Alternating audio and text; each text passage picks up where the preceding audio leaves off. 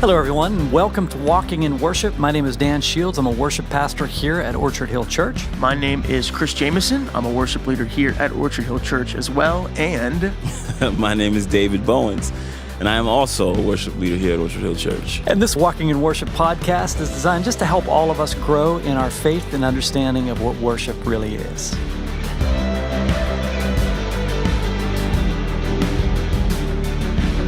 What we've been doing for the last year or so has been going through some different books about worship, with ideas about worship, and we basically just discuss the worship. We'll quote a quote off of the page of the book and, start to talk about those things.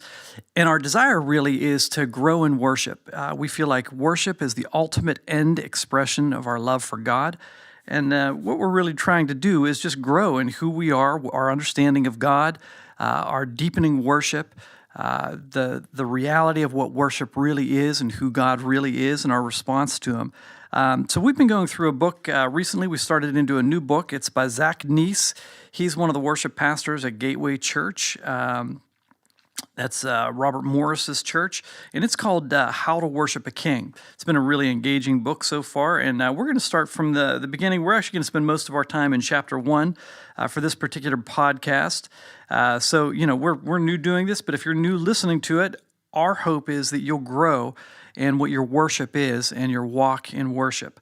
But we're going to start, before we jump into chapter 1, I'd like to start on there's something, a quote that I really liked in the introduction, and this was on page XX.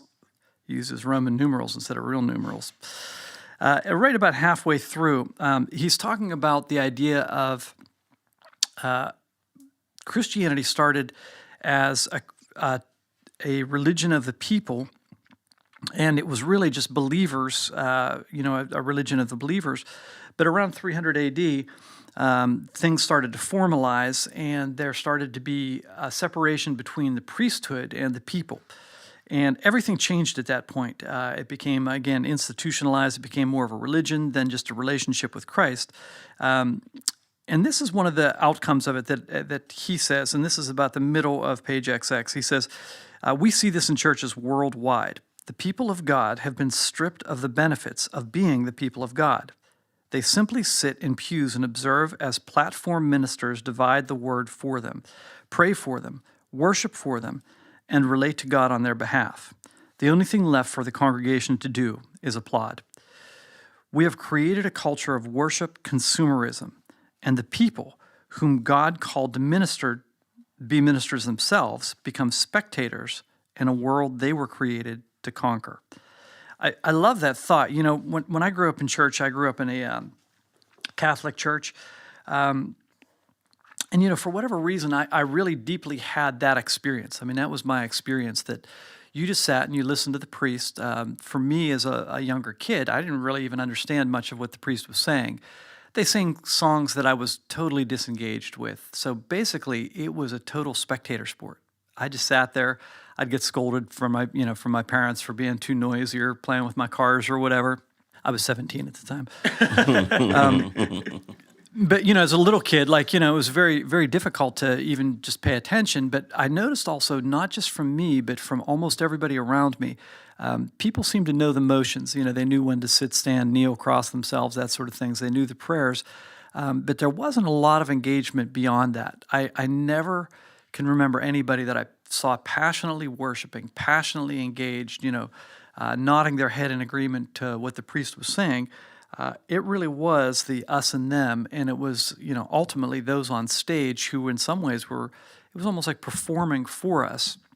I think a lot of our folks in this church come from traditional backgrounds that are similar to that. So when I came out of my church, and the first church that I went to was what formerly is Amplified Church now, but formerly was called Pittsburgh East Full Gospel. And I remember looking around and seeing people who were engaged in worship. And it was a shock to me, people who were actually passionately engaged. And you don't know if it's emotionalism or if it's real, but it looked real to me, and it looked passionate, and it was something that I'd never seen before, and it was a little bit of a shock. As you sit and observe our congregation, What sort of things do you see in our congregation? Do you see passion engagement? Do you see the distance and performance thing? And how do you think our interaction on stage affects that? When I first came to the church, you talked about, seeing kind of shocked by, not shocked isn't the right word, but like seeing people with their hands raised. That's not where I came from a background of the same as you, Dan. You sit in a pew and you kind of just go through the different sorts of tradition sorts of things. But when I came here and saw people with their hands raised, I was like, wow, this is really weird. Like, what are they doing? But then the more that I began to understand what they were doing and why they were doing it, someone had told me about like the idea of when you go to a game or you go to a concert and people like have their hands raised, you're dancing, you're clapping, you're singing along to the music, you're having a good time. We have a very easy time doing things like that, but when it comes to church, why do we not have that same energy and love and fun and like excitement about what we're doing? I mean, we're worshiping the God that created each of us individually, uniquely. We're not, at a Bruno Mars concert where we have no problem putting our hands in the air and dancing to Bruno Mars songs. We should have that much energy when we come and worship God, I think. And that was, when someone said that to me, that was kind of like an eye-opening, like, yeah, you're right. I don't know why. Why are we so much more reserved when we come to church? Shouldn't this be a place of celebration for what's been done for us and for what God has done for us through His Son? It's funny too, because you think just experientially. So this has nothing to do with deep things of the heart or God's pleasure with our worship or anything like that. But if you go to a concert and everybody just sits down. I remember years ago I went to a concert and it was sort of it was like a James Taylor thing. I can't even remember who it was, but everybody sat through the whole concert. And I remember the concert sort of felt flat. And you think like if you would go to a Pittsburgh Steelers game and, whatever our third string quarterback now is throws a long bomb and, gets a touchdown. If everybody just sat there and like did a golf clap, it would feel like a totally dead game. But when people were standing and cheering and yelling and high-fiving each other, the experience is great for us as well. Something happens to us as humans that really opens us up in a way that we wouldn't be opened otherwise, and we have a much better experience, Well, I've seen a little bit of all the things you kind of described, Dan. As it relates to our people, you get the ones who have that traditional, I'm just supposed to sit and watch. Then you have a few of those who are passionate and sold out and responding. And then you have those who are in the middle, just in different levels throughout the middle. And like you said, we don't know the heart, but all we know is what we see. And so the hope is, and I had to learn this over time because I think when I initially came, I was the world I came to prior to coming here. People were very emotionally and physically expressive when they were present in the worship from my side of things, from what I could see. However, when I came here, I was like, I can remember the first week and I sang, I was like, I don't think these people like me much. and I just knew like, I don't know if I got this one, but yeah, but then when I walked out, right? They actually and then to my loved you. surprise, I walked out and ran into a lady on the stairs, and she was incredibly encouraging, and she said some wonderful and kind and very affirming things to me as related to her worship experience, which I could not see because I was just assessing the outside expression, and so it meant a lot to me. And then when the service was over, it was just overwhelming, how the people felt about it. But at the same time, I still believe that God wants us to know that we can express all of ourselves. And I think we hide a part of ourselves when we do that. Because to Chris's point, when you go to games, when you go to rock concerts, when you go to any popular music concert, you're singing, yelling, jumping, dancing, waving hands with no inhibition and no thought of it. Yet when we come before God, we feel like we have to keep that part of ourselves to ourselves, and we have to present this perfect looking thing. And I think we don't understand that God made us to enjoy the gift of music like we do when we don't feel inhibited. And so it's So why keep those things from him? Not to say that everybody's going to do everything the same, but to keep those expressive parts of you away from him, in my mind, doesn't make sense. I understand it because through your traditional religious experiences, it can train you to be away, and it takes a while to break out of that. And hopefully through understanding and growth in your relationship with Christ, that does help. And I think some, like, to the point that you had said when you started this, as far as like some people, it was a lot more of kind of like emotionalism. Others, it was like a true representation of what their worship was to God and what that looked like for them. And I think that is a tough thing to kind of, that tightrope that you walk between, am I doing this because everyone else in the room is doing it? Am I doing it because it's a true act of worship on my part? It's not to say that the person sitting there with their hands to their side didn't have as powerful of a worship experience as the person with their hands in the air. However, I think it comes down to when you look at yourself, and I see this was one of the things that I recognized quickly and still tend to wrestle with even as now a worship leader, is when you're in the congregation, I think it's your motives behind the way you're worshiping. So are you worshiping with your hands down because you are concerned about what others are going to think of you whenever you put your hands up? Because that would probably be like a red flag where it's like, oh, well, if you want to, are you trying to please those around you, or are you trying to please the Lord? And not to say that, again, it's tough, because not to say the person with their hands down isn't pleasing the Lord. I mean, that's not the case. But I do think you have to ask yourself the question, why am I worshiping the way that I am? Is it because of others, or is it because of my admiration and love for God? And is this how I display that worship, or am I holding back because of my fear of what other people will think? I think we have to encourage people to go beyond comfort zones. And the reason why I say this is because it's so easy to be comfortable, and it speaks to, I think it parallels our relationship with Christ in a lot of ways, because a lot of us, we find a routine and we stick to it and we're fine with it. And at no point do we try to push past that routine when it comes to things. Maybe at work we're pushing to be better. And for some, maybe with their families, they're growing and working to be better. But sometimes in their relationship with Christ, it's like, I have my routine. I get up, I do this. And I'm not saying routines are bad, but at the same time, we're called to grow. And one thing I always know is, if I'm not going after God, if I'm not growing, then I'm falling. There's no place where you just stop and you pause and you're sitting in this one spot. So in my mind, I'm always like, well, if I'm growing closer to the Lord, then not outward physical expression, but my expression of worship should be more meaningful in some very real, intangible way. I always talk to people, it speaks to me of faith, and what do you actually believe, and how do you actually feel? Because those are the things that you actually respond to. Not anything you say, but what you really believe and what you really feel are the things that you actually respond to. And so if you take a moment and begin to allow yourself to go beyond, just like, I'm not going to allow my comfort, because I think that's what a lot of people do. They respond to the space and what the space allows them to be comfortable doing. Concerts makes you comfortable jumping, screaming, dancing. Games, because everyone else is jumping. Exactly, right, exactly. Right. That's what the room is saying. This is okay.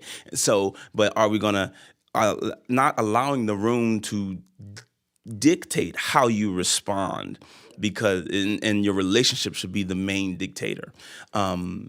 And that sometimes takes an intentional battle, because even when I sit in the seats, I can have the desire to just kind of, but I make it intentional. God, I'm going to hear the words and engage in worship the way I know that I would if I felt totally free, no matter who's here, no matter, you know what I mean? And allow those words to speak and to connect with my spirit, and me to sing them out with actual meaning. And so I'm always trying to and attempting to encourage people to step beyond what they feel is comfortable, because God deserves it, more than anything else. Yeah, and it's funny, David, you'd said a couple things that stand out to me, and one was talking about just the posture of the heart as opposed to the posture of the physical body. We don't know people's hearts. We can't see into their hearts. We can't see what real worship is. I remember I had shared this with you guys before. There was a guy that used to sit down almost directly in front of me every service, and I would see this guy consistently, hands down at his side, just staring. He almost looked either disengaged or dissatisfied with what was going on. And a lot of times he'd look at his wristwatch, and he's just sort of like open-eyed looking around, like completely disengaged. And so finally, one time after the service, I knew this gentleman pretty well.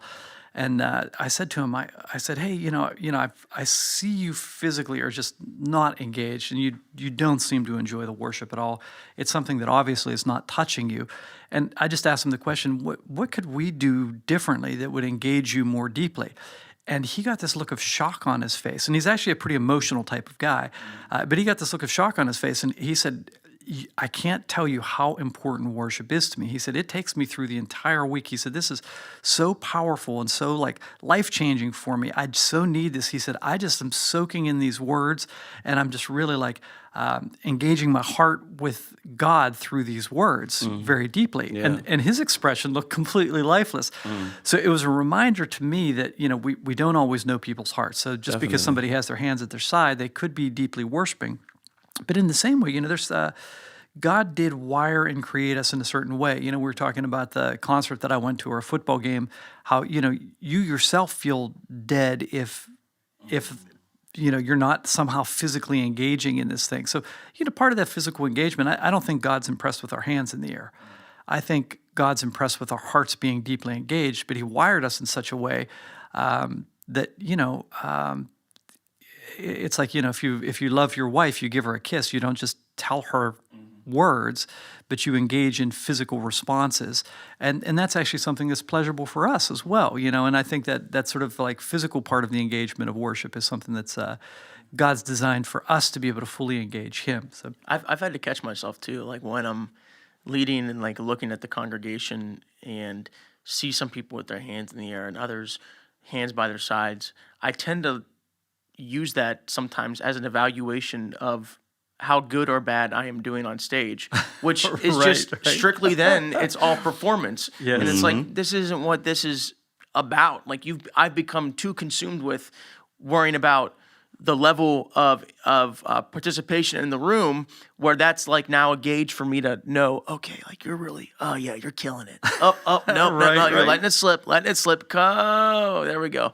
But brother, you are not the only one, and that's myself like, included. I'm in that boat, and that's tough, and that's not, because that's not worship. That's you're performing for approval or disapproval, and it's like you got to kind of you're always weighing. Am I performing? Am I worshiping? What does that look like? and that's the constant battle. Oh, yeah. In my mind, as a worship leader, we're up in front of people, and we see them. Like, let's just be honest. Right. We see them, and it affects us. yes. Yeah. It just does. And no matter how well we think we're doing, no matter how well things may sound, when we see these people, their response to it affects us. Yeah. It's just being honest. And so our battle is now, do we allow the effect that they're having on us to overtake our worship and what God has called us to do, and attempting to help be the lead worshipers in the room? Or do we continue to press in? And every week, it's still a battle. It has not gone away. It's a battle that I am literally in my mind talking to myself while I'm singing, David, just be present in the worship. Like, it is, I have to tell myself that. I have to pray that every time before I come on stage. And the days that I forget to pray it, I'm the most not present. It's a constant reminder that if I am not present in the worship, how can I lead people in worship? And my mind is calculating, oh, they're not responding. Oh, this person is not singing. Oh, they don't like this. I'm not doing this right. And it becomes a me assessment, just like you said, and not actual worship. And the best thing that a worship leader or a lead worshiper, however you want to say it, can do is actually worship.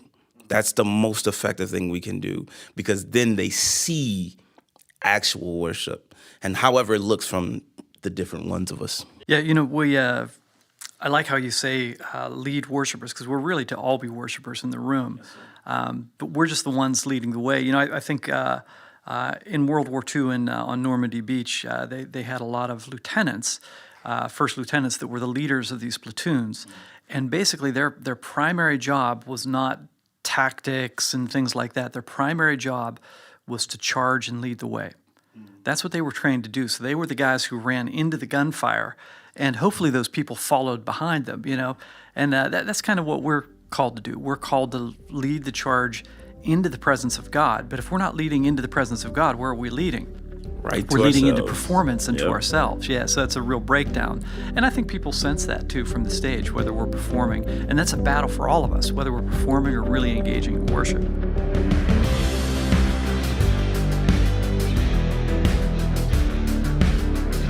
Hey, it's Chris. Thanks so much for listening to episode 1 of Walking in Worship. Join us next time as we continue our conversation on chapter 1 of Zach Neese's book, How to Worship a King, and continue to walk with us towards a deeper understanding of what worship truly is.